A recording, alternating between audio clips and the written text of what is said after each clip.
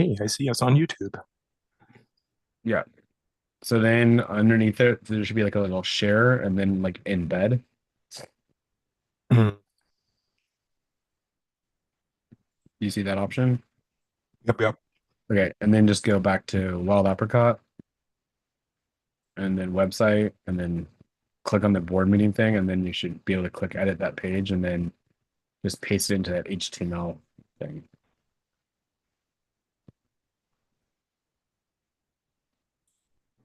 No, hold on. I Okay. just have like a little screenshot thing saved that says that. Okay, okay. And I need to copy that. I can send you this, or you can take a Copy. screenshot of And then to wild apricot.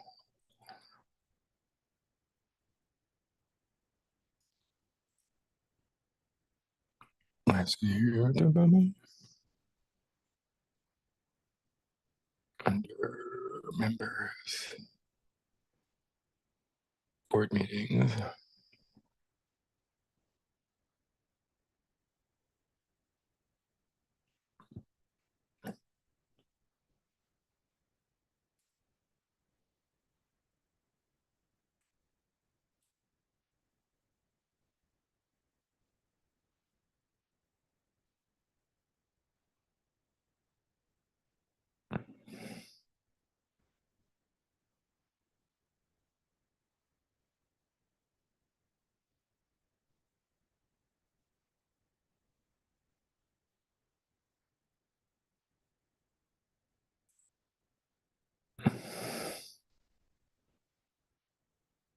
Where?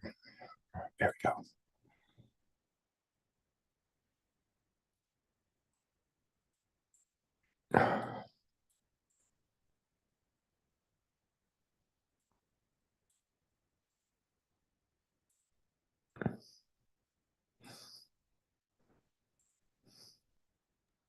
Did you get it figured out, Brandon?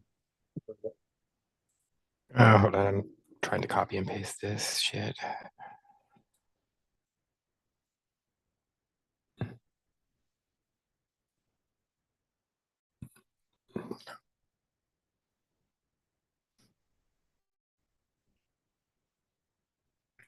Okay.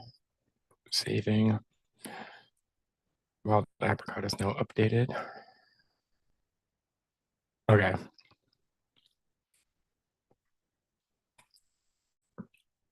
It worked. Cool. Now you know how to do it. Yes. And then if you ever need to go back and like review stuff, it's all on YouTube. Everything is recorded on your login, so you can go back and watch the movie for any note clarification if you need to.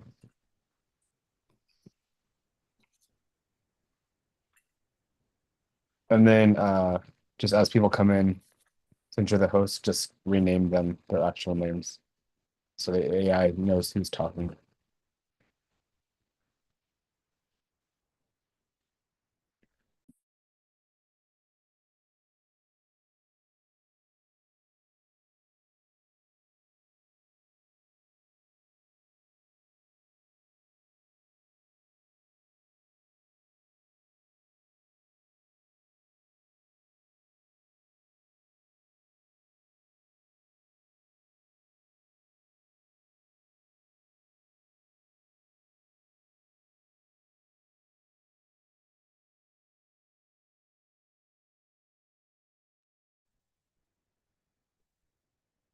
Mr. Nye, you're here. Yeah, I'm hoping I can make it through the whole meeting. It's just it's so many things are happening right now, but it's got a little bit of a downtime right now. It's like 9:40 and festival some stuff isn't getting around to like 10:15, 10:30. So I'm Oh, hoping I can make it through most of it, but we'll see.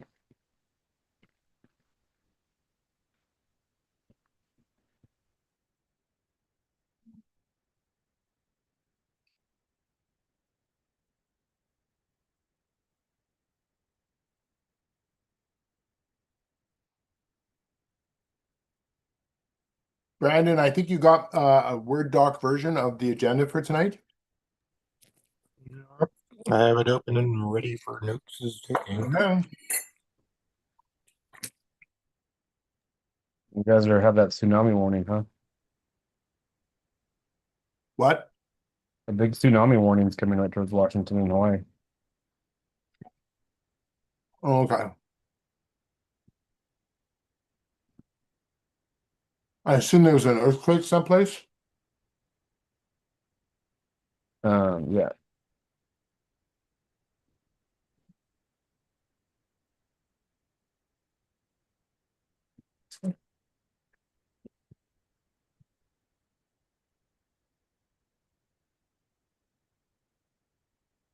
There was an 8.7 magnitude earthquake in Russia.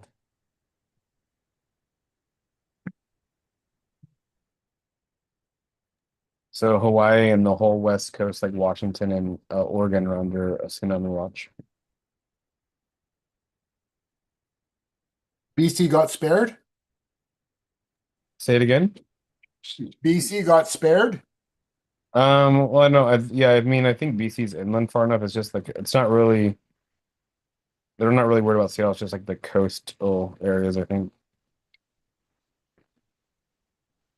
It just says like, I guess everyone's getting tsunami warnings now in Hawaii, and you guys should probably get them in a little bit. I'm getting lots of messages, tsunami watching, and like Kairos 5 News, Kairos 7 News.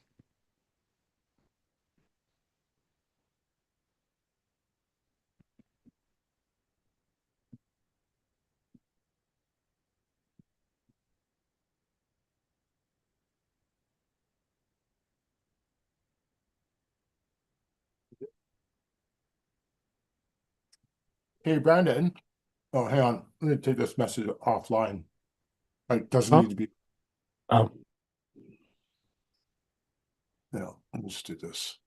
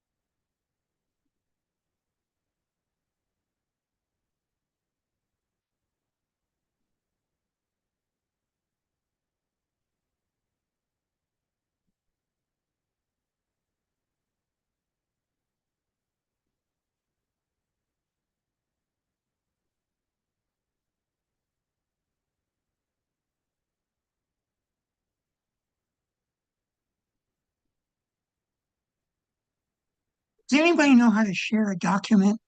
And if so, could they tell me how to do that? And you pick it up in your hand and you place it in the hand of another person. Oh, wow. There's a green button at the very bottom of your screen that says share. Okay.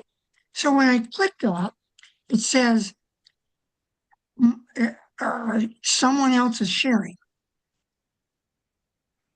You can request Oh, that's multiple. because right now, that's because I'm sharing the board meeting thing. Oh, okay. All right. But, Okay. Thank That you. may have changed. but I can end my sharing if you want to share something. Well, eventually, when I get to my report, yes.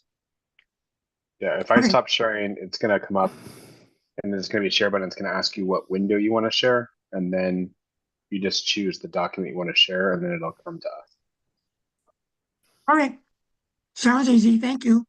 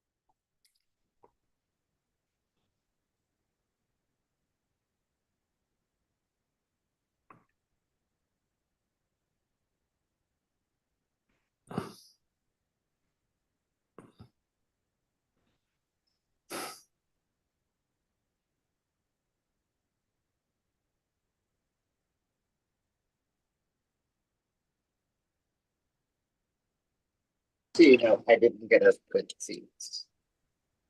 Okay. I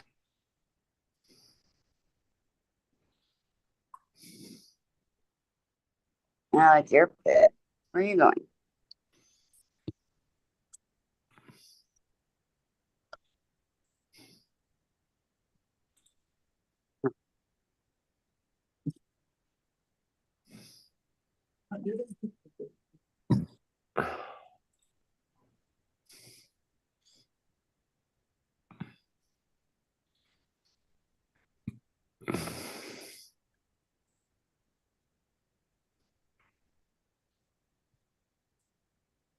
You know, the other one is Key Dime.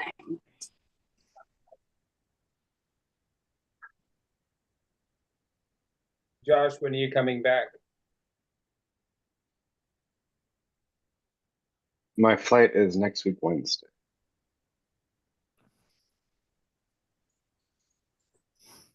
Your flight is when? Next week, Wednesday. They'll be there next weekend for the party. Oh, okay.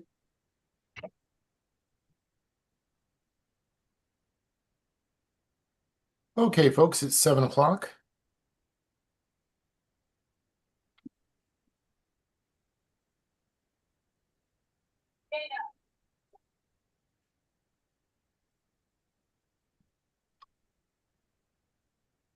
Just a second.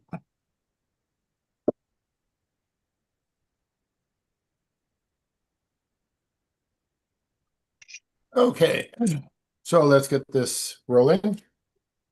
Good evening, everyone. My name is Craig Maynard. I'm the president of Triangle Recreation Camp, and you're joining us for our July 29, 2025 Board of Directors meeting. And we have circulated the agenda amongst the directors who are attending. And I'm just also here to highlight a couple of things. Stuart Daniels is excused from tonight's meeting. And although the agenda says that Josh Nye is excused, he is right now present, but he may need to step away. I just need to do a Same with Charlie. Charlie, did we list you as excused? I thought I got Oh, I that. thought he was. Sorry. Oh, no, he's back on again. That's fine. And I just need to see who is not here. So we got Gary, Gail, Mike Thompson, Josh Keep. Not seeing Josh. Or Millie. Yeah, I have a message from Josh. He'll be running a little late. He's in traffic right now. And Okay. so on the operations portion, I'm going to shift him all the way to the end. Okay, sounds like a plan. Millie and Drew. Yeah, Millie and Drew are right now. I think I was just texting Millie a few seconds ago, so I'm sure he's just running a little bit late. Yeah, Set to there he is right there. I just see him now. it's up to you. Yeah, let's just check on something here. They're both there now. Oh, there he is. Yeah. It's up to you. I'd do it. Okay. So all is, and we've got Point of order. Gail, Yes. can you mute? Danny, can you mute? Thanks. Thanks. great. So we have a confirmation of quorum, and I'll take a motion to approve the agenda as circulated. So moved. Second. Okay, moved by Charlie, seconded by Millie. Floor is open for discussion. Call the question. Question's been called. All those in favor, raise your right hand, use a signal, or scream really loud, because I'm in BC. So, okay, there you go. The motion is carried. The minutes of June 24th, 2025 have been circulated. I have one amendment I'd like to propose. And that is to change the wording of Drew's presence from being listed as absent to excused.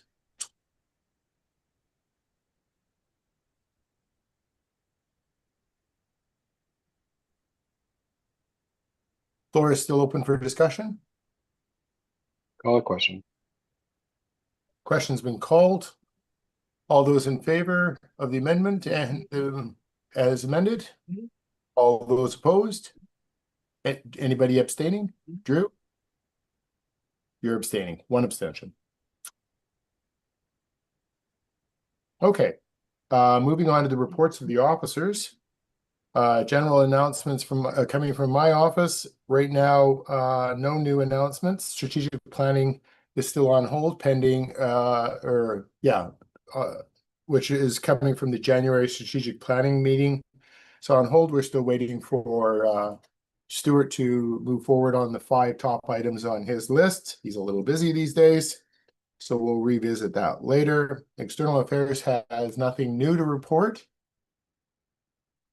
And the nominations committee appointments, I'm making the appointment of Ross Tremblay to be the chair, Mike Ferris to be a committee member, and Richie Carpenter to also be a committee member. So that fulfills my portion of announcements. Moving on to the Vice President of Operations, Dana Williams, you have the floor. Thank you for that. This is Dana. I'm doing this for the AI portion. This is Dana, Vice President of Operations. Communications and network infrastructure updates will be coming up when that portion of the reporting is done. First up will be for Steve Deerling on the lower campground. Is Steve available today? Okay. I don't see him. I can say that there been a lot of work down there and things are looking pretty good with how things are being set up. Okay, so I hope I didn't break out here. Okay, so we're going to skip Josh and then power low voltage Ross Tremblay. Is he available? Oh, there's Josh.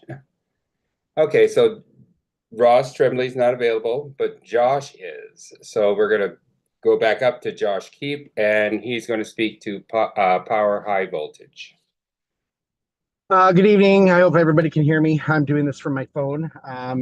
So there have been some complaints about some Starbucks issues on different sections of the trail. We've already had to change out 2 from the spares we got last fall. Thanks to, I believe it was Mike changed 1 and Dana changed 1. We are going to go through and start testing Starbucks and any that I've received complaints about. I'm going to go over some ways to do that testing with Dana that can be done when the boxes are not plugged in and not live. And we'll try and get those fixed up and those issues sorted out. Any issues we find where we need some parts, then we'll prepare a proposal for the board. And that's all I have for power. Okay, thank you, Josh. And again, Ross Tremblay, I don't see him present. I don't know that he has anything in particular to report. Next is Comms and Infotech, and that is Dana Williams, myself. I hope that you guys had an opportunity to read the email proposal from John. And what I'm going to do right now is motion to have $9,000 set aside for the completion of this project, of which $4,000 we already have. So an additional $5,000. And that additional $5,000 should take care of taxes and the delta between that $4,000 and what his costs are, which is around 6 something or other, and cabling, which he is not included in his budget, buying the hardware. So motion to accept John's proposal and with $9,000. So moved. Okay, great. That was a little hard to do.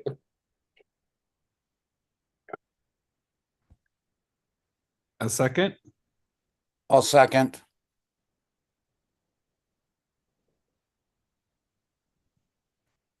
Craig? Floor is open for discussion. Quick question. What is Sir. John's background in, I know he's a member and all that, but just curious what his background in network is. Yeah, he's high-level IT. And when I say high-level IT, he's being poached by places like Microsoft and Amazon. I think he's working on something right now. He's kind of in the inside. Josh probably, Nye may know more particulars about him, but for our purposes, what his experience has been with Parker Pride and with Silverton up, I think it's not Silverton, the road up from us. Creating the network and supporting them. And his reputation with Parker Pride, at least, is very good. He's a chief technology operator. There we go. Officer at a telecommunications company. Yeah.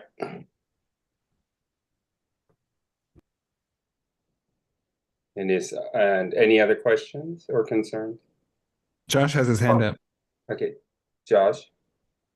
Is this the plan with this going to kind of hopefully eliminate the not being able to get on the network problems we have when it's busy?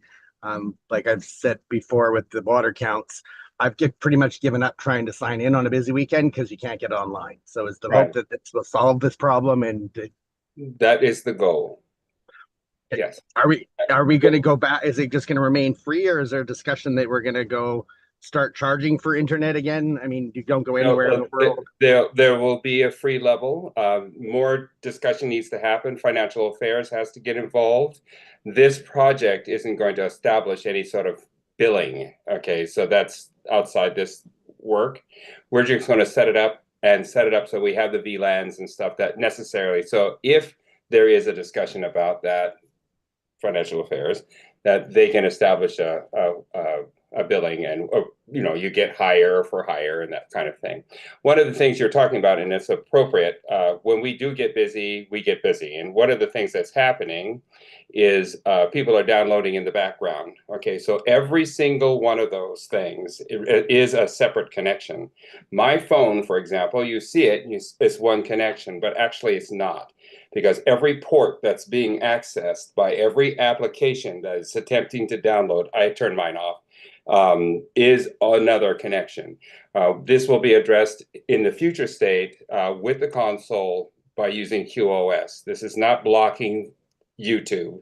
This is disabling the downloading so that we can not have so many connections on these things. His plan looks pretty good. Any other question? Okay, call for the question. Call for the question. All those in favor of the motion, raise your right hand. 6, 7, 8. Lawrence, did you vote in favor? 9. Okay. All those opposed? No opposition. I guess the rest are abstaining. So the motion is carried. Okay, thank you very much, and thank you for your confidence and support. I do believe this is going to be really good. One of the things I wanted to focus on was no interruption to the current system, and this is being addressed. We are going to do both at the same time, completely separate network and cabling, and the existing one will continue. So the customer base, you all, will see no service interruption. Thank you. All right, so next up is, where's it there?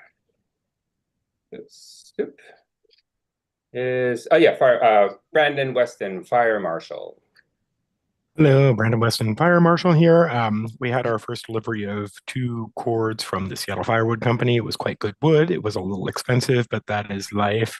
I've talked to Drew down below, and roughly based on how much he has sold down there over the past 2 weekends, from when the cage was nearly empty to 1.5 cords being loaded into there, I think we won't have to raise the prices. I'll know a little bit better further down the line, but even with the increased cost, I don't think it's going to be it's going to cut into any sort of profits we were making, but we're not going to lose any money, I believe, at this point. We'll be able to at least break even, if not make a tiny bit.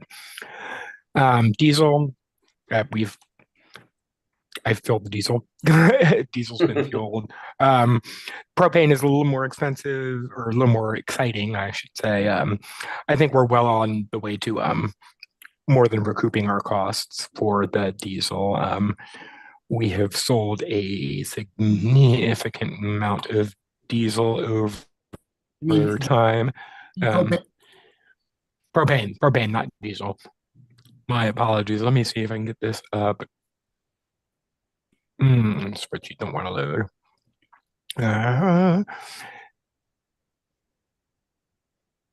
Oh, this computer's slow.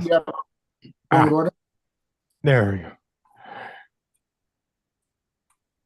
Oh, it does not want to do that. Okay.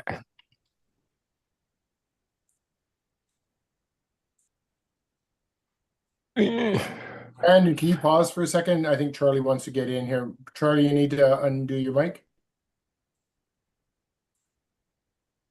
Yeah, you got to unmute. You got to unmute. Sorry about that. So what are we charging for propane? It's $1.25 a pound. So $1.25 a pound. Okay. That puts us well above the price around Granite Falls, because that puts us at $1.25 a pound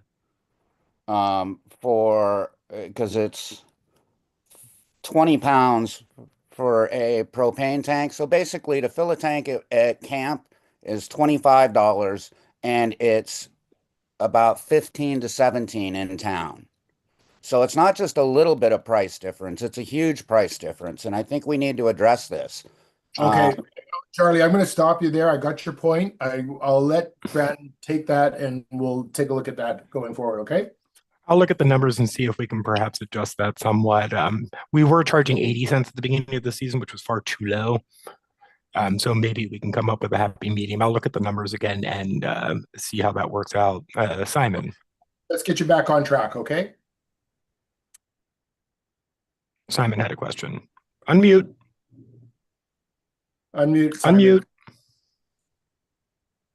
Turn your microphone on there. Unmute yourself. Simon's not a board member. He can only post in the chat.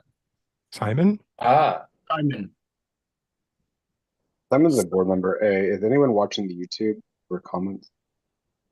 There we go. Okay, can you hear me now? Now I Yeah. can. Perfect. Now, I don't think that it's really that much more for the convenience of it.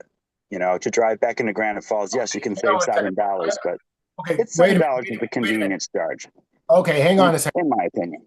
Okay, Simon, folks, I'm not going to get into start a discussion on the price propane. Okay, I just wanted to balance that. Yeah, I got it. I opinion. got it. It's just people who are, yeah, Simon, let me get this across, okay? Propane pricing is not going to be part of the discussion here right now. It's noted as an issue. Brandon Noted as an issue, and we've sold a lot. We're not Yeah. selling quite as much as we were in the past couple of weeks, Okay, but let's we're get back still on doing track. well. And I'll be ordering some more wood for down below because they are burning through it at a very rapid pace. It's dry. It's very dry and it's burning quickly. Other than that, unless anybody has any other questions, that's pretty much it. Nothing really exciting. Okay, thank you, Brandon. Maintenance and asset management, Gary Grunwald. Oh, this is Gary Greenwald,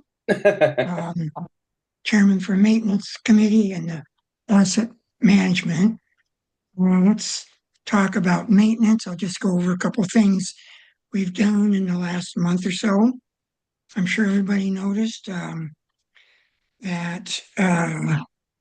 Let me change it. Okay, so we put in a new faucet in Site 500 and fixed the power in the that separate building. I'm gonna list.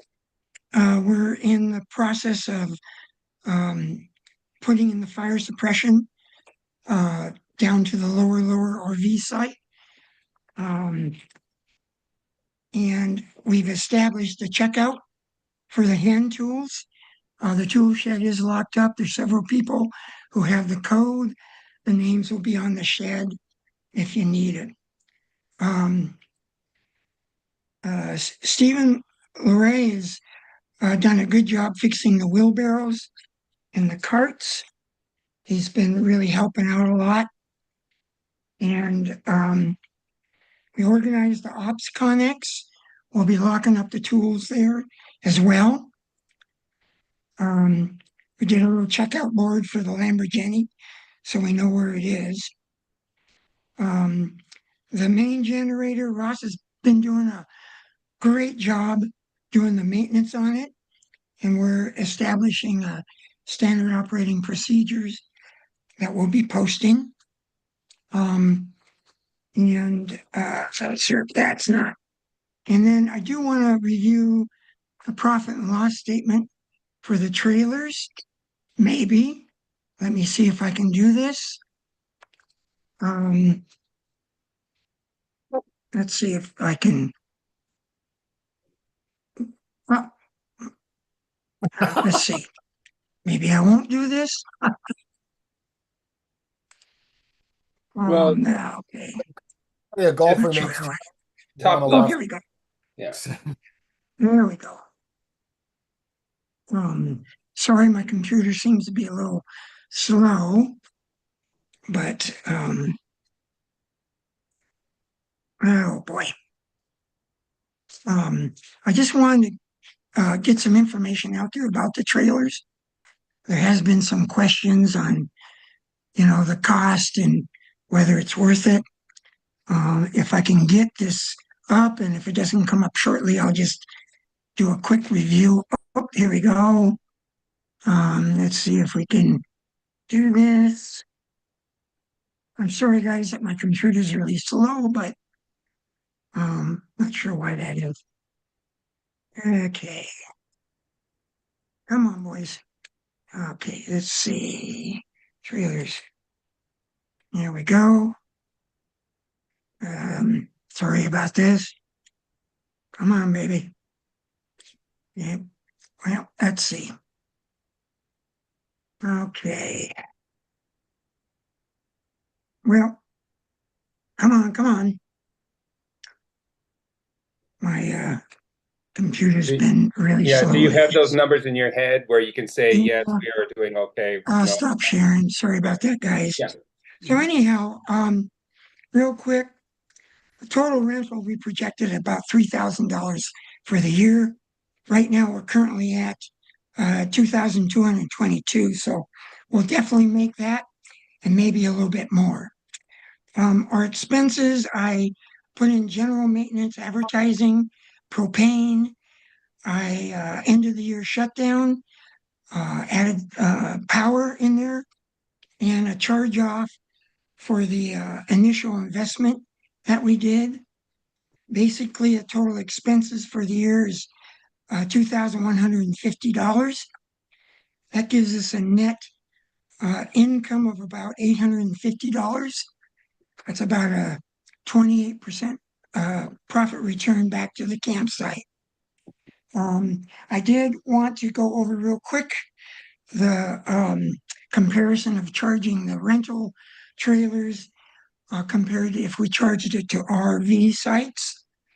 So the rental trailers, individual coming in pays the $22 per night camping I fees. just DM Craig. This may be a little out of order or whatever. What's that? Anyhow, Yeah. we charge $50 a night for the rental trailers, so that's basically $72 a night that we're bringing in. If it's rented for limited RVs, we just get $22 a night. And if it's rented for seasonal people, we just get $1 a night. So actually, the trailers are making more money than what we would do if we rented it out to RV. So that's a basic profit and loss statement for the trailers. It's positive and an income back to the campground. Let's move on to permits. Had two permits, one for Cascadia and one for Southern Exposure. Cascadia has been approved and they're in the process of building it. And Southern Exposure, of which I refrained from doing the approval on it, that's waiting for approval. And I think that is it for maintenance.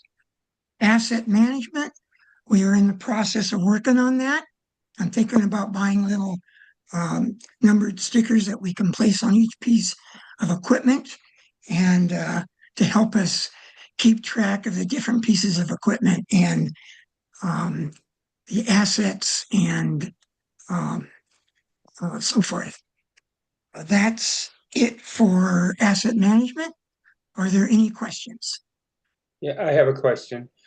We've had benefit of Craig Maynard's in-laws space in order to store some of our equipment. This year coming, we probably won't. Have you had a thought? You don't have to answer now. Are you thinking about including in your spreadsheet the cost of having to store them? Yes. Okay. All right. Thank you. I am, and we're looking for a new spot to store them. Okay. Thank you very much. If that's all. Okay, seasonal sites, Richie Carpenter, is he available? Okay, I know that there's not a lot of activity, just the normal TikTok type stuff. Health and safety, Mike Thompson and Gail Chesler. I can never say the last name right. Go ahead, Gail. I really don't have much to report. It's been, knock on wood, kind of quiet. When I've been there anyway. We have plenty of equipment if we need it. I think we just still need one AED, which I need to talk to Joss about, but I haven't done that. But other than that, I think we're good to go. For the big parties that will be coming up, we usually have some issues, but hopefully not. Mike? From the safety and security side, everything's going really well. The new cameras are working really well. We did have an incident where somebody reported that somebody may have dumped black water on the grounds. However, I was unable to find any place on the grounds where they reported it. So, but I am looking into that. And other than that, things have been going good on this side too. Not a lot of problems that we've seen. So, does anybody have any questions for Gail or I? Then I will turn the floor back over to you, sir.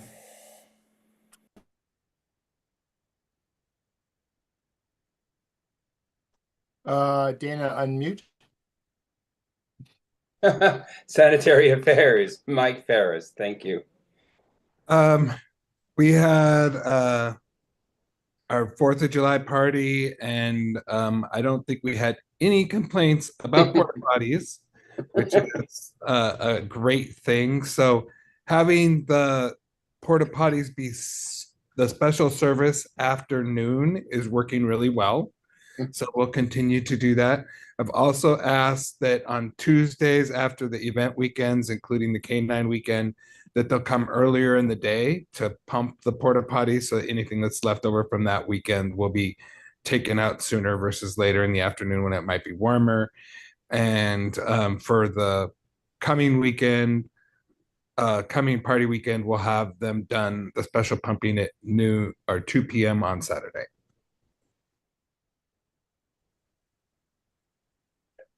Word to the wise, Millie, can you comment on how the numbers that you're getting about attendance at camp is influencing your requests of the company that does the servicing on the porta potties? Unfortunately, homos are not good planners. So, I mean, we can have 100 people that have reservations and 120 that have bought party passes the week before, and then come the party weekend. What were our numbers for for 4th of July? It was almost 400, wasn't it, Charlie? About 365, right in there. I counted I had 370 or something, and the total reservations. So Yeah, like a week before, again, it was like in 150 range. So we can't, we just got 10 more porta potties, and we're having extra special pumpings, and so that's what we're doing. Okay, I guess the other thing is we're also seeing, and this will probably be something for you to think about next year, is the number of unsanctioned or not non-TRC events creating larger volumes of people coming to camp and putting additional demands. I'm not sure if you're seeing any strains on the system right now or not.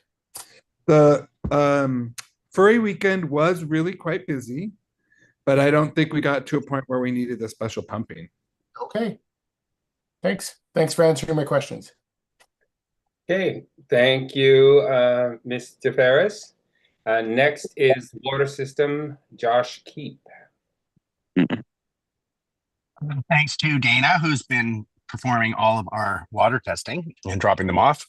Tests are all coming back clear. We've just performed our once-a-year nitrate test, which came back clear as well. So far, we're looking good this year. We're not going to have a repeat of missed samples that we did last year. Hiccup in our first year, so that's kind of expected. The water tank enclosure is about 50% done up top, thanks to Dana for painting water protection on the lumber as we were putting it up. I'll be down this weekend, and we'll continue working on that with the hopes that that will be done prior to the foam party weekend. One other comment when it comes to the water system, if you're not on the water committee or you don't know exactly how the water system works or haven't read the small water management plan, I kindly ask that you don't make changes to the system that you may think are helpful or make things easier.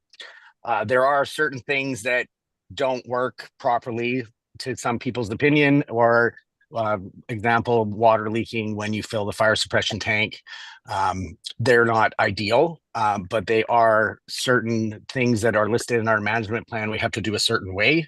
And there are things from our sanitary survey from the Department of Health that the Department of Health has told us we have to do.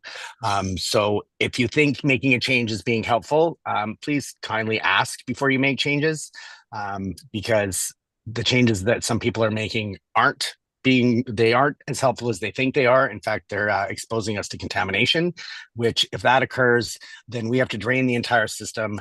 We have to sanitize the system and send samples out to be tested. That's 2 weeks where we can't serve water to our members. So please don't mess with the water system without talking to myself or Dana first and making sure that what changes you're making are actually appropriate. Besides that, that's nothing else for water system. Okay. Thank you, Josh. I appreciate it. Tree Committee, Mike Drake. I don't see him. Yeah, I don't see a lot of activity in that area. Obviously, we appreciate all the work that he does. And that's it for operations. Thank you. Appreciate it. Moving on now. Stuart's not here to do Vice President Development report. I don't believe there's anything new on the Trail 6 Bridge project to announce. I think he more or less made that clear that any further progress wouldn't probably occur until probably after Labor Day.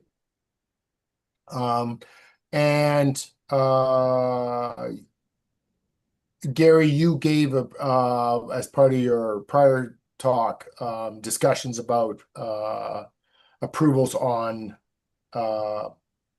permits. That's your portfolio under development. That should have been under development. Yeah. Okay. My apologies. Simon, you have the floor. The Ecology Subcommittee. I really don't have anything to report this week. Okay, I do have a few. Sorry, I do have a few reports for development. Oh, you do. Okay, well, let get Simon, and then we'll come back to you, Gary. Sorry, Simon. Yeah. What I was going to say is that I really don't have anything to report at this time. We're kind of between projects. Okay, and success in on your last project? We're still actually waiting for the seed trees to come up. I may have used a soil mix that just didn't work, and I may have to redo it. So, sad news there. So I guess there is a little to report there, but I'm holding out that they're just coming up late. I'm trying to be Pollyanna right now. But it's not gonna stop me. I'm gonna just redo the soil mix and go at it again next year. I don't have to buy any other products or anything. It's not gonna cost us a dime to rerun the deal. So It's just delayed. And this is in the context of new trees. These are the future trees, the ones that aren't commercially available, but we want growing here for diversity and resilience. Perfect. Does anyone have any questions for Simon and his good work? Nope. I think and we're continuing to have donations dribble in, so that's a nice thing. Great stuff. Okay, thanks very much, Simon. Back to Gary. Oh, I'm sure everybody has noticed the new fence by the trailers. We installed the signs that are actually a part of our cup that we're supposed to put up there for the endangered species and the NGPA. Steve Larray really helped on putting that up. We did some work on 500, cleaning up the area in front of the fence.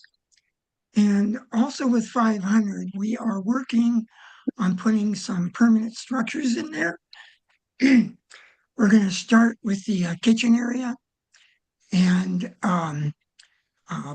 put some refrigeration of some sort, so Steve has someplace to store his food. So when we get that figured out, we'll probably be doing a proposal on that. I did download the cup, all 460 pages of it. I'm in the process of reviewing that. There is a final map in there of the NGPA areas. So I'm trying, it's a little tiny map, so I'm trying to blow it up so we can actually get a good idea of where the NGPA areas are. Also, I'd like to turn the focus to the security fence. So we've been getting estimates for a security fence that would involve a gate on the main entrance, and these are somewhat crash-proof gates. It would be a gate on the emergency exit, a walk-through gate on the path that goes down to the beaches, and I'm working with Snohomish County to see how close we can get those gates to the road so people can't park in there like they do in the emergency exit and hide. I would like to request an additional $22,000. The total project is going to be about 35,000 bucks. We have $13,000 in the budget, so I would like to request an additional 22,000 for a total of $35,000. This would do the two gates, the walkthrough, and a fence that goes pretty much all the way down to Trader Dick's area. And Charlie, you have a question? Yes, have we gotten multiple bids on that work? Yes, we have. I've gotten two, and I'm working with the third vendor right now. It does give me a good idea on what this is going to cost. If the third vendor is cheaper, then we'll save money. Any other questions? Yeah, that's a motion. So you're making a motion.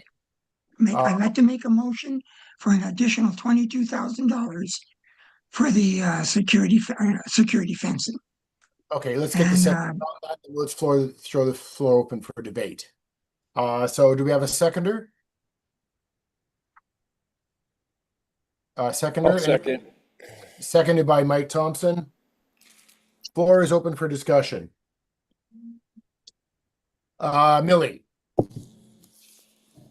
So just if we're talking about spending $35,000, I'm pretty sure I know the answer. Probably more directed towards Mike. What do we think this will do to help improve our security? That's a good question. Yeah, that's a good question. Yeah, I'll start out, and then if I'm missing something, you can go ahead and fill in. Several things. It stops walking access through the non-road parts of the property. It keeps people from just walking over our vehicle gates and coming into the property, grabbing things and walking out. And it creates a privacy barrier between the roadway and us. So, but the main thing is, right, I mean, it does create somewhat of privacy, but the main thing is to keep people from being able to walk off the roadway, just park their car and walk off the roadway and walk onto the grounds. So, and we had talked about this as part of the security plan in the earlier of the year. And I mean, I know it's a big amount of money to ask for, and I know where we are. And I don't think there would be any objection. I mean, one of my own questions would be is if we could spend, I mean, how much of this, Gary, can we split? Like, I mean, could we do like part of it this year and part of it next year and like carry the load of you see what I'm saying? Yeah. I see what you're saying. That's a very good question. Hold on 1 second, Gary. Gary, can I get you to hang on? I just want to give everyone a chance to make a comment before you go into a back and forth with Mike. Okay. Mike, get to your question, I promise. That's fine. That's fine. Okay. Any other comments going forward? Josh.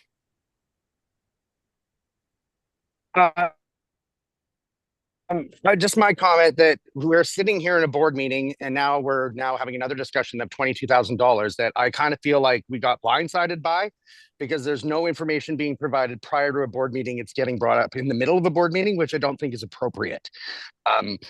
The board, in order to make a valid decision and make the appropriate decisions in regards to stuff, needs time to actually see the proposal and see the information and understand it before we call a vote and we vote on spending an extra $35,000. So noted. That's a good point. Thank you. What we can do, we can take a motion to table and gives Gary an opportunity to circulate information, and then we can pick it up at our next meeting. I move that we Okay. Motion to table. Motion to table by Josh, I second. second by Simon, and floor is open for discussion. Actually, no, it's actually a straight vote. So all those in favor of tabling? 1, 2, 3, 4, 5, 6, 7, 8, 9. And I am raising my hand. I just Oh. lost my picture. Okay, that's I 10. saw that. Anybody opposed? Mr. Ferris is one opposed, but the motion is My carried. hand raised. This matter is this matter is now tabled and will be picked up at our next board meeting. Thank you. Moving back on to the rest of Gary's subjects in I development. am done. I'm all So done. noted. Great stuff. All right, thank you. Vice President of Marketing, Charlie, you have the floor. Good evening, everybody. It's time for the fun, Vice President.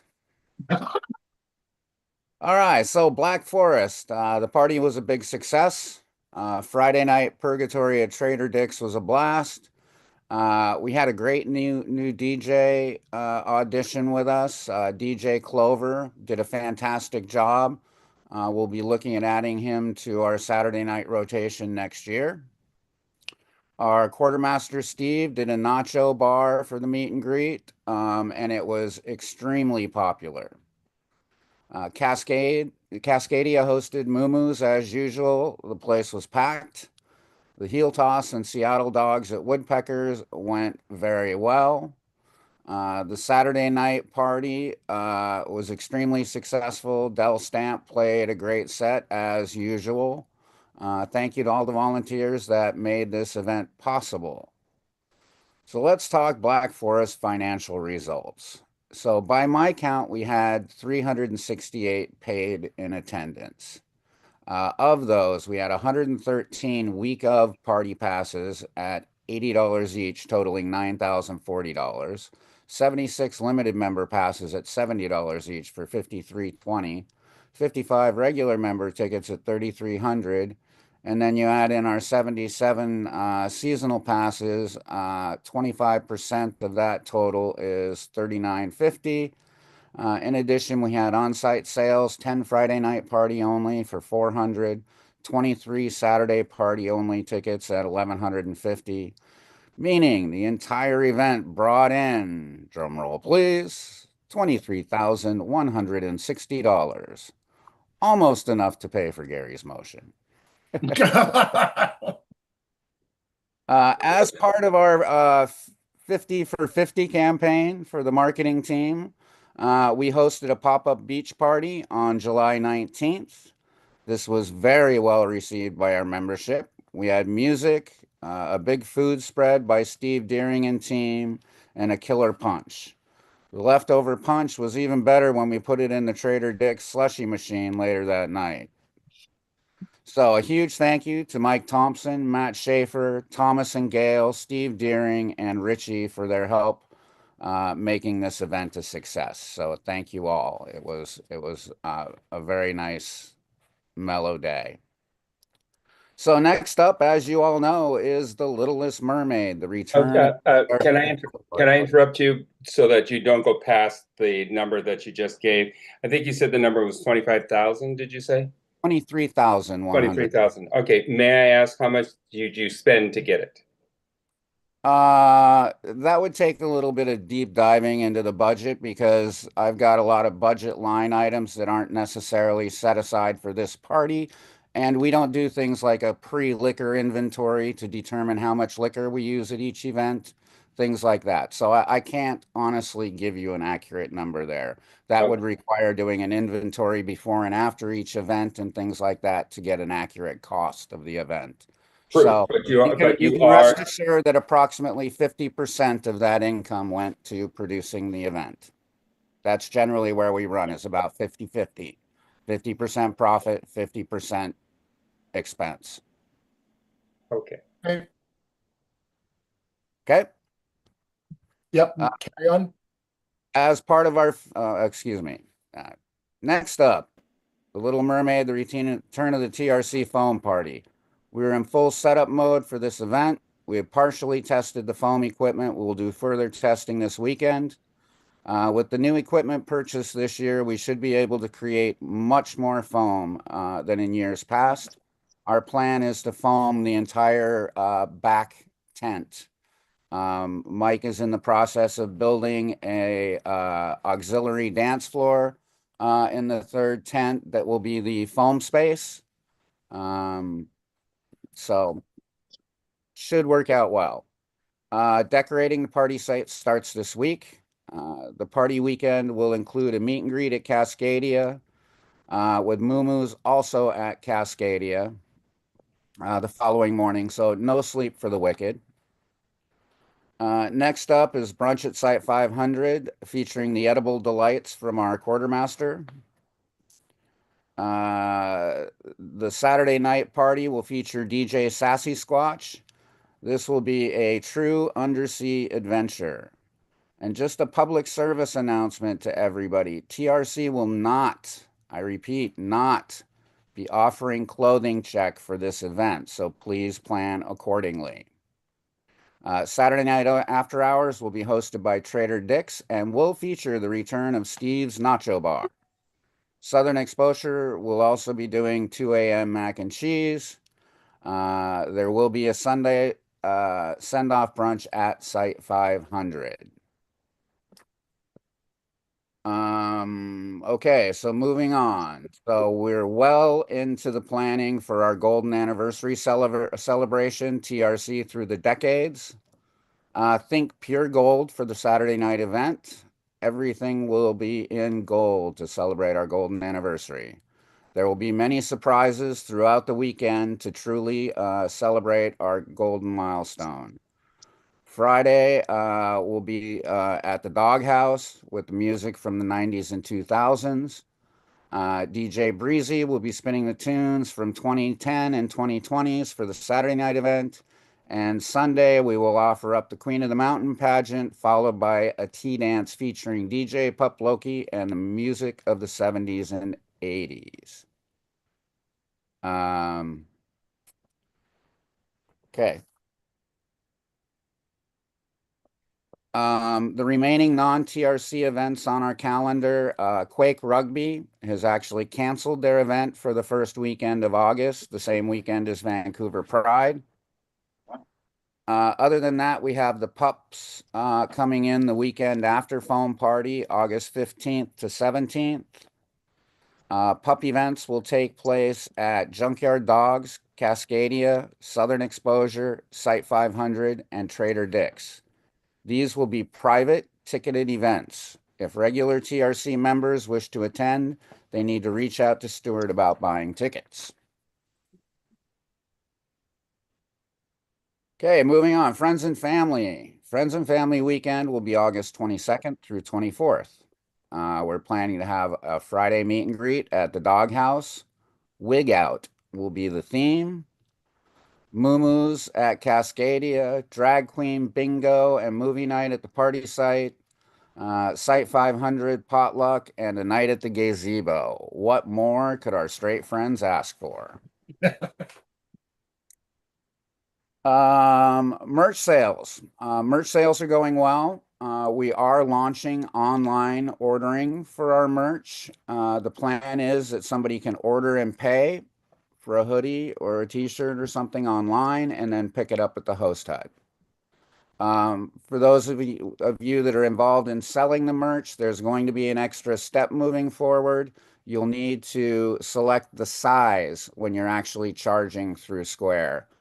This is so we have an active inventory number for online ordering, so that if a size is sold out, it shows as sold out online. Ice sales and logistics are going well. Our new electrical system in the marketing connex is powering the freezer nicely after we had some initial battery charger issues. Sales at the host hut are solid. We're not going to make a ton of money on ice sales, but it's a great service to offer our membership. So a big thank you to Matt Schaefer for keeping the ice stocked in the marketing connex. So the last thing I'd like to bring up is the Granite Falls Food Bank Drive. So provided there are no objections from this body, we would like to partner with the Granite Falls Food Bank. We would like to host food drives at both of our remaining major events. Our plan is to put out the word through social media and to have barrels available for donation at the events, at the host hut, and at the gazebo. And the donation would be made to the food bank the next business days after the event. We would also provide a QR code on the bins for people to make monetary donations if they would prefer to donate that way. This is just another way for TRC to show how we are positively impacting our local community. So I'll call now for any objections to that. Simon, you had something to offer? Oh no, I just said very cool. Oh, I was unmuted. I was unmuted. Yeah. Okay, any questions or comments or concerns about any of what I just reported? Nope, I think that's it. All right. Back to you, Craig. Vice President, Member Relations, Millie. So, first of all, I really want to thank Jeff, Drew, and Danny. They've kind of come together to be a real leading team at the host hut. We've been selling more at the company store. Just did a new restocked our inventory for the company store. Ice sales are going well down at the host hut. Parking is parking. The lines have been redone and they were made wider, so that was a lot better. Still trying to work out the kinks to make it more efficient. And I'm gonna at the next party really be involved in the parking to see if I can work with Lawrence to identify solutions to make it so that we can keep cars moving more efficiently. For the rules committee, we have had a couple different incidents that we have reviewed and have made some recommended sanctions for. So I'm just having a moment, just a second. So regarding the incident at Southern Exposure, we had a verbal altercation and a potential physical one that occurred there. We have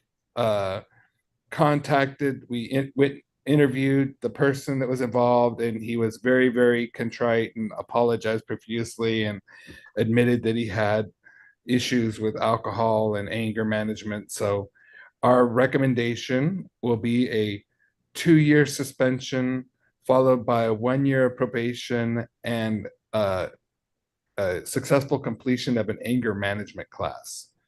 So I would like to know if anybody has any issues with that recommendation and wants to, because anytime we have something with a suspension or probation, we want the board to have reviewed it. This person would still have the chance to appeal this decision, obviously, based on the camper's guide, but that's our current recommendation for that situation.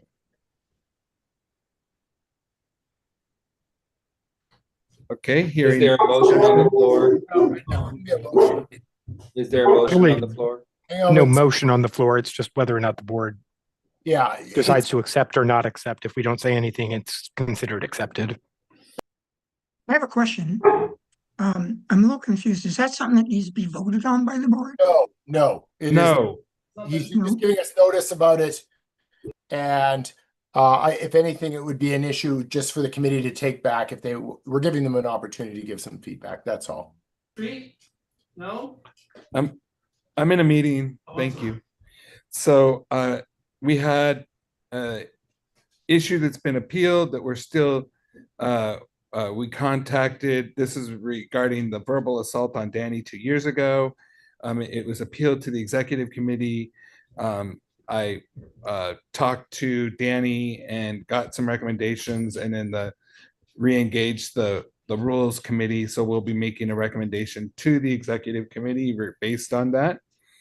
And then we have a third incident where we had a person, he goes by Ivan, and he had a situation where he he followed people into a tent. He had been hanging out with them that evening and followed them into the tent thinking that he was part of the group that was going to continue on the socialness of it, but was informed that he wasn't going to be.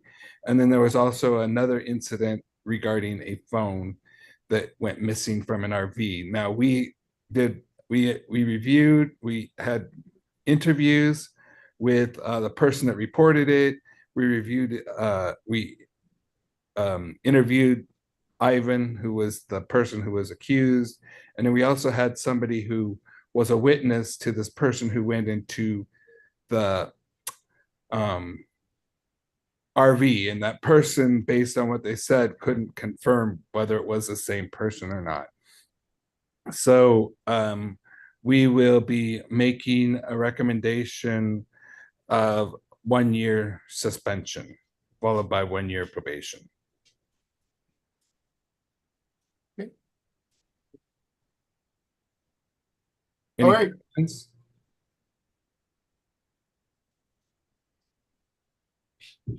Okay. And nope. Then anything else for your department, Millie? Not at this time.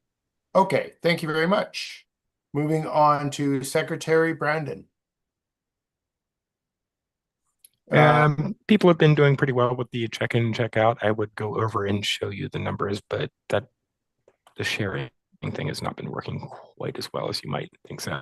I haven't had many complaints. I have a couple of people I need to change when they forgot to enter their information, but it's not a big deal. Oh, no, that is definitely the wrong thing. Nope, I don't have that right in front of me. Membership numbers. Hey, come back here. Hey, come back to the meeting. There we go. Let's see if I can get this to actually work.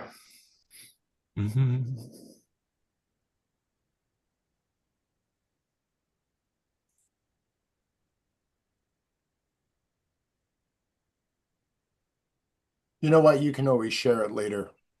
I can only, yeah, I do have it in PDF format. I would share it. Not much change as usual. We've got everything's in the positive. We've had a couple of limiteds added on.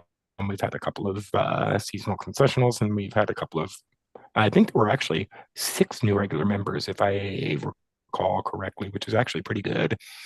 But otherwise, it doesn't change much. There's really not much to report on that.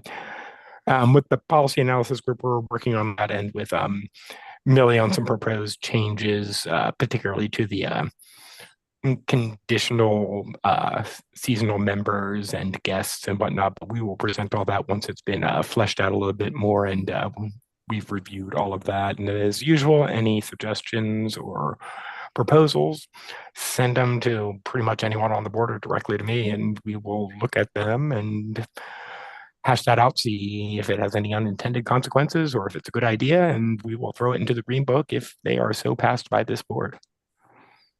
That's it. Go Craig? ahead. I forgot about reporting on the volunteer committee. So Thomas and Gail have been doing a great job with our volunteers and getting people signed up for all of our events. We did a review of the seasonal and conditional members that are volunteering or not volunteering. And of the 100, approximate 100, we have 30 that we have identified that haven't done any volunteering yet this year. So we're going to be sending them a nice little email that says we're halfway through our season and you haven't helped. Please help, because that's how we are successful. Okay. Good. Thanks, Mike. Anything further, Brandon? I think you were finished. No. Okay.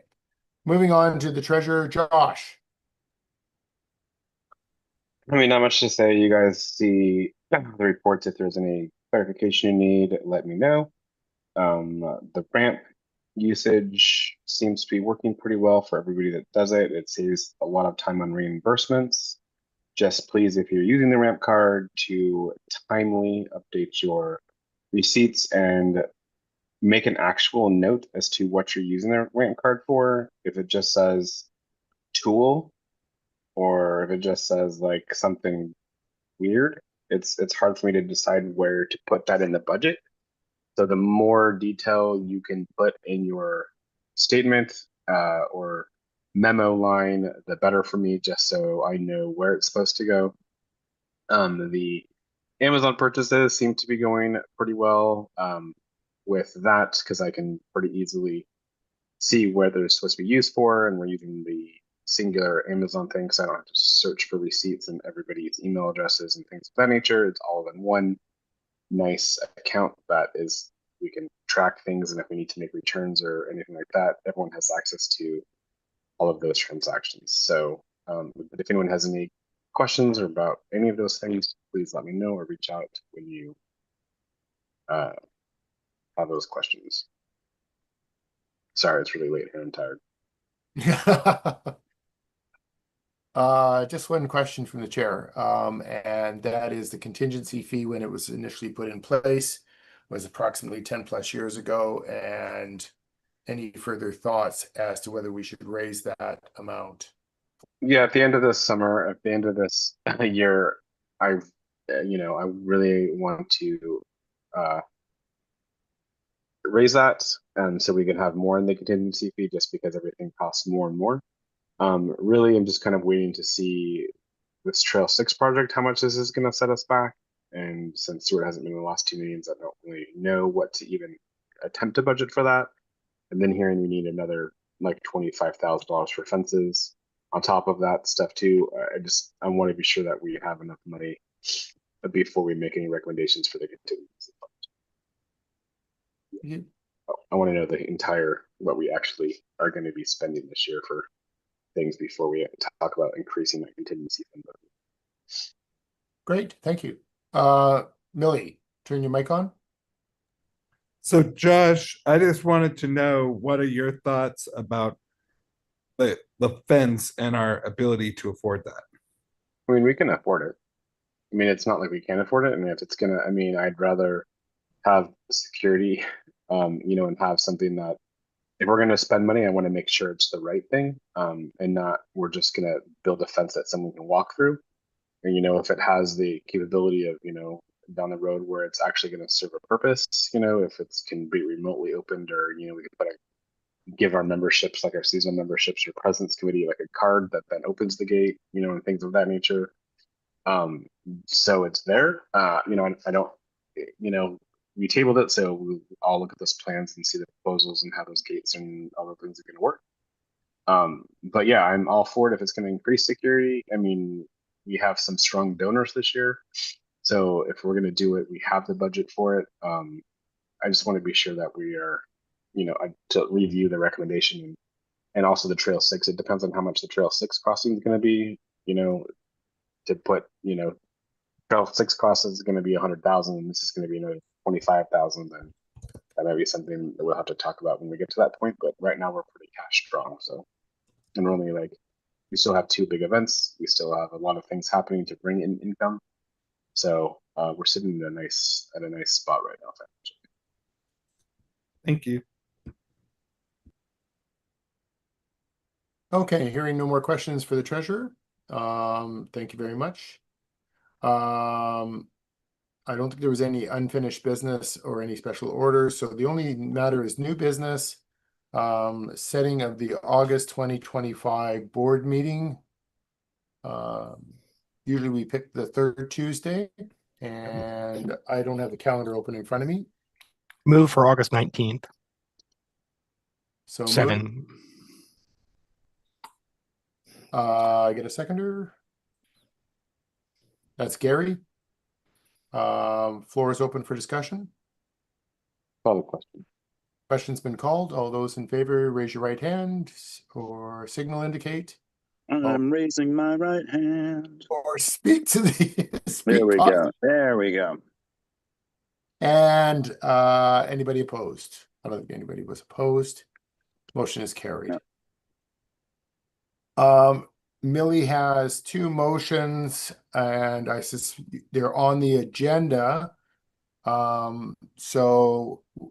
But we all know that there was some online discussion. I think there was an indication wanting to table them shortly after they were moved. But let's get it out on there. So Millie, you're making the first motion to amend the Campers Guide to allow seasonal conditional members to host one overnight guest, provided prior approval is obtained from the site coordinator. Full resolution to be presented for vote. And is that still your motion? Wording to come later. That one's a little less contentious, but I don't know if people want to just see all the updates at once. Well, first things first. That's your motion. Am I right on that? So moved. So moved. And let's do the Robert's rules and get a seconder. Do we have a seconder? I'll second that one. Seconded by Brandon. Floor is open for discussion. This would be the opportunity to say whether you want to table it for further analysis, or we move to discussion and a vote on the motion. Should we just give a quick synopsis of what it is? Sure, go ahead. Okay, so there was a idea to update the conditional members' ability to have one guest on site with permission of the seasonal site coordinator. The reason they thought that was a good idea is because, number one, conditional members aren't able to have any guests right now. If they become a seasonal member and then all of a sudden they start inviting people, and then they're like, oh shoot, we didn't know that you were going to be inviting these kind of people here when we weren't here. This gives them a good indication of the kind of persons that they would be inviting for the future. And just before they accept them as complete seasonal members, they're going to have a better idea of who this person is. Okay, thank you. It was also removing the 6-hour rule that is kind of arbitrary in there about guests staying for just the day, that they can only stay for 6 hours and have to leave at 6 p.m. Right, it would be an overnight guest. Yeah.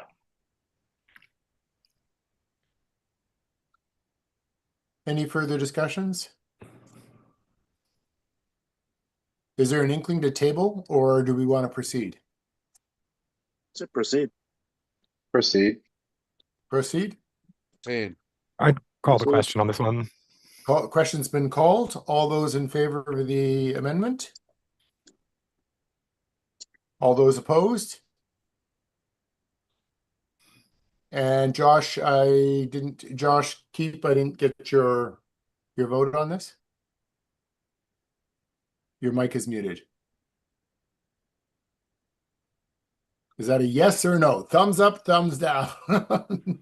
It's a thumbs up. There we go. And it's unanimous. Motion's carried. You have a motion also being proposed on I think this is where the real discussion was. So you've got a motion proposing revisions to section 6 and 7 of the Campers Guide. Infractions and incident management, updates disciplinary procedures, adding deadline language for appeals, consolidated enforcement processes, draft resolution, and redlined policy submitted for consideration. Yeah, I'm just wait until the next meeting. Hopefully, I would like to get it done before the end of this season so that we have it for next year. But okay, so let's do the Robert's Rules procedure. That is your motion, sir? I'm not making the motion.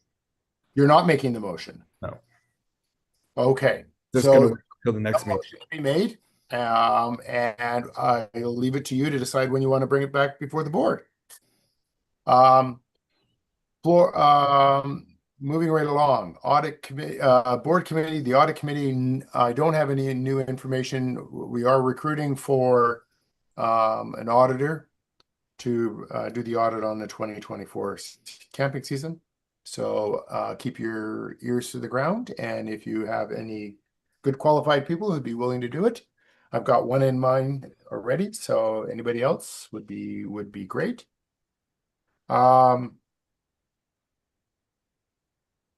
Nothing on that.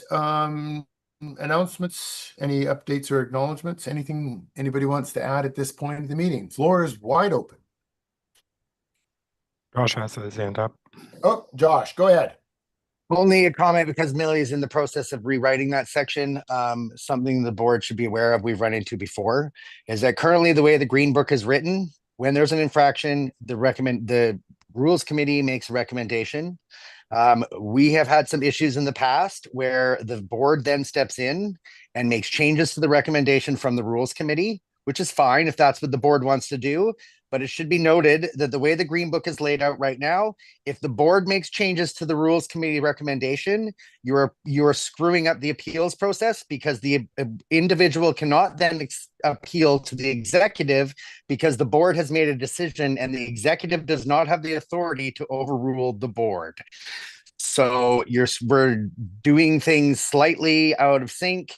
If the executive can't overrule the board, then the member can't appeal to the executive, because the executive can't overrule and make changes.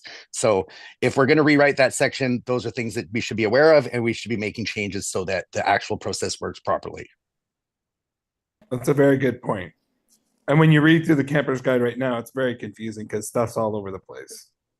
Flow charts. Definitely agree with that. I definitely agree with that. It is confusing. We just need to approach. My point in all of this and my response to it is that there's this concept in Washington and in best practices for organizations called natural justice, and that's the separation of powers. So you can't have somebody that is involved in rulemaking also involved with adjudicating and then also involved in enforcement. That's putting all the houses under one area, and that violates natural justice, and it opens us up to liability. So just know and understand that, and I'll send some more information about it this week so that we can work on this together. So yeah, Mike, I'll join you on that effort, because not to blow my own horn, but I actually took a couple of courses in admin law, and that subject is heavily discussed. And Millie, by the way, got briefed on this material beginning of the season. And he actually, Millie, if you don't mind, just to say a few words, he split the investigator subcommittee away from the adjudication subcommittee. So the investigators aren't making recommendations on. And I understand that, but he's still the single person over the top of both of those things. In natural justice, say they have to be separated and put under somebody else. You can't have both of them under the same house. You have to have three different people, three different departments, three different decision makers. So okay, fair enough.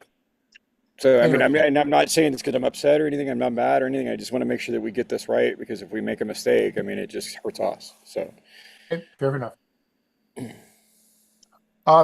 Gary. Yeah, I'd like to point out something in the rules committee here, and this is section 6, number 2, rules infraction requiring disciplinary action.